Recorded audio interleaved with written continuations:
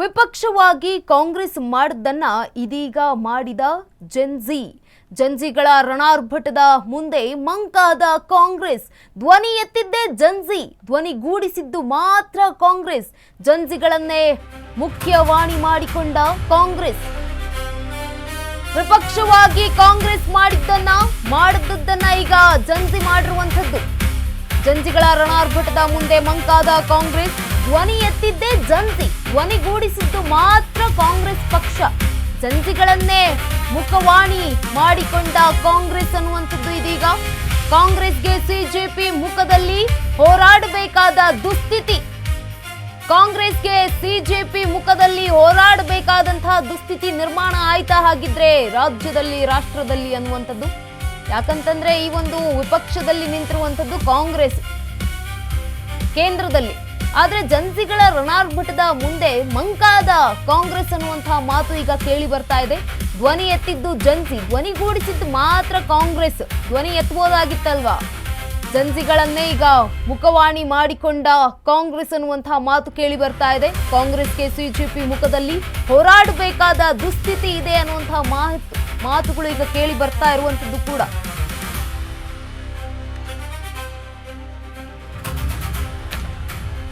ವಿಪಕ್ಷವಾಗಿ ಕಾಂಗ್ರೆಸ್ ಮಾಡಿದ್ದನ್ನ ಈಗ ಮಾಡಿದ್ದು ಜಂಜಿಗಳ ರಣಾರ್ಭಟದ ಮುಂದೆ ಮಂಕಾಗಿದೆ ಕಾಂಗ್ರೆಸ್ ಅನ್ನುವಂತಹ ಮಾತು. ಧ್ವನಿ ಎತ್ತಿದ್ದು ಜಂಜಿಗಳು ಮಾತ್ರ, ಧ್ವನಿಗೂಡಿಸಿದ್ದು ಹೋರಾಟಕ್ಕೆ ಕಾಂಗ್ರೆಸ್ ಪಾರ್ಟಿ ಅನ್ನುವಂತಹ ಮಾತು ಈಗ ಕೇಳಿ ಬರ್ತಾ ಇದೆ. ಜಂಜಿಗಳನ್ನೇ ಮುಖವಾಣಿಯನ್ನ ಮಾಡಿಕೊಂಡ ಕಾಂಗ್ರೆಸ್ ಅನ್ನುವಂತಹ ಟೀಕೆ ಈಗ ವ್ಯಕ್ತ ಆಗ್ತಾ ಇರುವಂತದ್ದು. ದೊಡ್ಡ ಮಟ್ಟದಲ್ಲಿ ಈ ಒಂದು ಹೋರಾಟಕ್ಕೆ ಸಾಕ್ಷಿಯಾಗಿದ್ದಂಥದ್ದು ದೆಹಲಿಯ ಜಂತರ್ ಮಂತರ್. ಈ ಒಂದು ವಿಪಕ್ಷ ಸ್ಥಾನದಲ್ಲಿ ಇರುವಂತಹ ಕಾಂಗ್ರೆಸ್ಗೆ ಹೋರಾಟ ಮಾಡೋದಕ್ಕೆ ಜಂಜಿಗಳನ್ನ ಮುಖವಾಣಿಯಾಗಿ ಮಾಡ್ಕೊಂಡ್ರ ಇವರ ಒಂದು ಧ್ವನಿ ಎತ್ತಬಹುದಾಗಿತ್ತಲ್ವಾ ವಿದ್ಯಾರ್ಥಿಗಳ ಪರ. ಈ ಜಂಜಿಗಳು ಧ್ವನಿ ಎತ್ತಿದ್ದು, ಆದ್ರೂ ಧ್ವನಿಗೂಡಿಸಿದ್ ಮಾತ್ರ ಕಾಂಗ್ರೆಸ್. ಜಂಜಿಗಳ ರಣಾರ್ಭಟದ ಮುಂದೆ ಮಂಕಾಗಿರುವ ಕಾಂಗ್ರೆಸ್ ಅನ್ನುವಂತಹ ಮಾತು ಈಗ ಎಲ್ಲೆಡೆ ಈಗ ಹರಿದಾಡ್ತಾ ಇರುವಂತದ್ದು. ಇದೀಗ ಜಂಜಿಗಳನ್ನೇ ಮುಖವಾಣಿಯನ್ನ ಮಾಡಿಕೊಂಡ ಕಾಂಗ್ರೆಸ್ ಅನ್ನುವಂತಹ ಟೀಕೆ ಕೂಡ ವ್ಯಕ್ತವಾಗ್ತಾ ಇದೆ. ಕಾಂಗ್ರೆಸ್ಗೆ ಸಿಜೆಪಿ ಮುಖದಲ್ಲಿ ಹೋರಾಟ ಮಾಡಬೇಕಾದ ದುಸ್ಥಿತಿ ನಿರ್ಮಾಣ ಆಗಿದೆಯಾ ಅನ್ನುವಂಥದ್ದು ಈಗ ಪ್ರಶ್ನೆಯಾಗ್ತಾ ಇದೆ. ಜಂಜಿ ನಾಯಕತ್ವದ ರಭಸಕ್ಕೆ ಸಿಲುಕಿದ ಕೈಗೆ ಈಗ ಸಂಕಷ್ಟ ಎದುರಾಗ್ತಾ ಇದೆ. ವಿಪಕ್ಷಗಳ ಕೆಲಸವೇನು ಅಂತ ತೋರಿಸಿಕೊಟ್ಟ ಜಂಜಿ. ಯುವಕರ ಧ್ವನಿಗೆ ಧ್ವನಿಗೂಡಿಸಿದ್ದಷ್ಟೇ ಕಾಂಗ್ರೆಸ್ನ ಕೆಲಸ.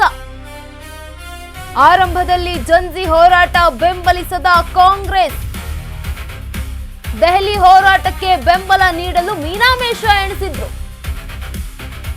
ಅಡ್ಡಗೋಡೆ ಮೇಲೆ ದೀಪವಿಟ್ಟಂತೆ ವರ್ತಿಸಿದ್ದ ಕಾಂಗ್ರೆಸ್.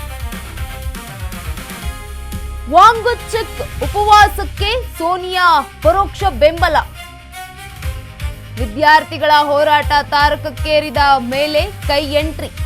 ಕೈಪಡೆ ಬೆಂಬಲ ಮಹಾಶಕ್ತಿ ಎಂದು ಪರಿಗಣಿಸಿದ ಜಂಜಿ. ಜಂತರ್ ಮಂತರ್ ಕಡೆ ಮುಖ ಮಾಡದಂತಹ ಕಾಂಗ್ರೆಸ್ ಪಕ್ಷ. ಕಾಂಗ್ರೆಸ್ ಪಾಳೆಯವನ್ನ ಬೆಚ್ಚಿ ಬೀಳಿಸಿದ ಯುವ ಕ್ರಾಂತಿ.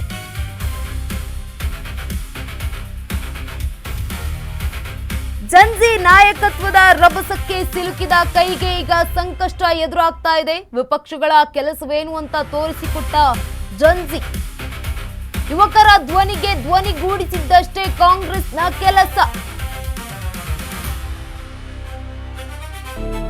ಆರಂಭದಲ್ಲಿ ಜಂಜಿ ಹೋರಾಟ ಬೆಂಬಲಿಸಿರಲಿಲ್ಲ ಕಾಂಗ್ರೆಸ್ ಪಕ್ಷ. ಅದಾದ ಮೇಲೆ ದೆಹಲಿ ಹೋರಾಟಕ್ಕೆ ಬೆಂಬಲ ನೀಡಲು ಮೀನಾಮೇಷವನ್ನ ತೋರಿಸಿದ್ದಂತಹ ಕಾಂಗ್ರೆಸ್ ಪಾರ್ಟಿ, ಅಡ್ಡಗೋಡೆ ಮೇಲೆ ದೀಪವಿಟ್ಟಂತೆ ವರ್ತಿಸಿದ್ದ ಕಾಂಗ್ರೆಸ್ ಮೊದಲಿಗೆ ಈ ಒಂದು ಹೋರಾಟಕ್ಕೆ ಮುಂದಾಗಿರಲಿಲ್ಲ. ಉಪವಾಸಕ್ಕೆ ಸೋನಿಯಾ ಕೂಡ ಸೋನಂ ಅವರ ಉಪವಾಸಕ್ಕೆ ಸೋನಿಯಾ ಕೂಡ ಹೆಚ್ಚಿನದ್ದಾಗಿ ಒಂದು ಬೆಂಬಲ ಕೊಟ್ಟಿರಲಿಲ್ಲ. ವಿದ್ಯಾರ್ಥಿಗಳ ಹೋರಾಟ ತಾರಕಕ್ಕೇರಿದ ಮೇಲೆ ಹೋರಾಟಕ್ಕೆ ಬಂದಿದ್ದಂಥದ್ದು. ಕೈಪಡೆ ಬೆಂಬಲ ಮಹಾಶಕ್ತಿ ಎಂದು ಪರಿಗಣಿಸಿರಲಿಲ್ಲ ಜಂಜಿ ಕೂಡ. ಜಂತರ್ ಮಂತರ್ ಕಡೆ ಮುಖ ಮಾಡದ ಕಾಂಗ್ರೆಸ್ ಪಕ್ಷ. ಈ ಒಂದು ಈಗ ಕಾಂಗ್ರೆಸ್ ಪಾಳೆಯದಲ್ಲಿ ಕೇಳಿ ಬರ್ತಾ ಇರುವಂತಹ ಮಾತುಗಳು. ಆಡಳಿತ ಪಕ್ಷದ ನಾಯಕರ ಬಗ್ಗೆ ಕಾಂಗ್ರೆಸ್ಗಿದೆಯಾ ಭೀತಿ ಅನ್ನುವಂತಹ ಪ್ರಶ್ನೆ. ಮೋದಿ ಅಮಿತ್ ಶಾರನ್ನ ಕಂಡ್ರೆ ಕೈಪಡೆಗೆ ಭಯವಿತ್ತ? ಸಂಚಲನ ಸೃಷ್ಟಿಸಿದ ಮಣಿಶಂಕರ್ ಅಯ್ಯರ್ ಹೇಳಿಕೆ. ಮೋದಿ ಅಮಿತ್ ಶಾರನ್ನ ಕಂಡು ಭಯಪಡ್ತಿದ್ದೆವು. ಆದ್ರೆ ನಿಮ್ಮಿಂದ ನಾವು ಕಲ್ತಿದ್ದೇವೆ ಎಂದ ಮಣಿಶಂಕರ್ ಅಯ್ಯರ್. ಸರ್ವಾಧಿಕಾರದ ವಿರುದ್ಧ ನಿಲ್ಲಬೇಕೆಂದು ಕಲಿಸಿಕೊಟ್ಟಿದ್ದೀರಿ. ಪ್ರಧಾನ್ ತಲೆದಂಡದ ಕ್ರೆಡಿಟ್ ಕೂಡ ಕಾಂಗ್ರೆಸ್ಗೆ ದಕ್ಕಲಿಲ್ಲ.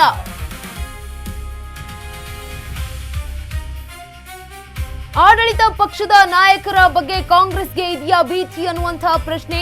ಮೋದಿ ಅಮಿತ್ ಶಾರನ್ನ ಕಂಡ್ರೆ ಕೈಪಡೆಗೆ ಭಯವಿತ್ತ ಅನ್ನುವಂಥದ್ದು ಕೂಡ ಈಗ ಉದ್ಭವ ಆಗ್ತಾ ಇದೆ. ಸಂಚಲನ ಸೃಷ್ಟಿಸಿರುವಂತದ್ದು ಮಣಿಶಂಕರ್ ಅಯ್ಯರ್ ಹೇಳಿಕೆ. ಇದೀಗ ದೇಶದಲ್ಲಿ ಮೋದಿ ಅಮಿತ್ ಶಾರನ್ನ ಕಂಡ್ರೆ ಭಯ ಪಡ್ತಾ ಇದ್ವಾ, ಆದ್ರೆ ನಿಮ್ಮಿಂದ ನಾವು ಕಲ್ತಿದ್ದೇವೆ ಅಂತ ಮಣಿಶಂಕರ್ ಅಯ್ಯರ್ ಹೇಳಿಕೆಯನ್ನ ನೀಡಿದ್ದಾರೆ.